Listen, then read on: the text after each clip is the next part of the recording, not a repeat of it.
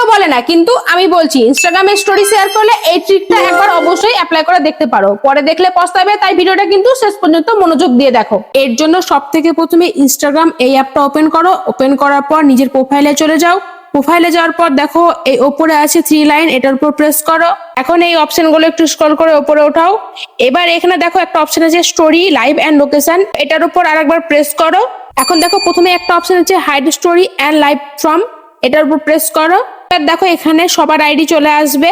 এবার এই জায়গাটায় তুমি ইনস্টাগ্রামে স্টোরি শেয়ার করলে যদি চাও যে সে যেন তোমার ইনস্টাগ্রামের স্টোরিগুলো দেখতে না পায়, তো তাদেরকে বেছে বেছে এভাবে সিলেক্ট করে নাও। সিলেক্ট করা হয়ে গেলে ডান করে দাও। এটা করার পর তুমি যাদেরকে এক্ষুনি সিলেক্ট করলে, যতই তুমি ইনস্টাগ্রামে যে কোনো স্টোরি শেয়ার করো না কেন, তারা দেখতেই পাবে না।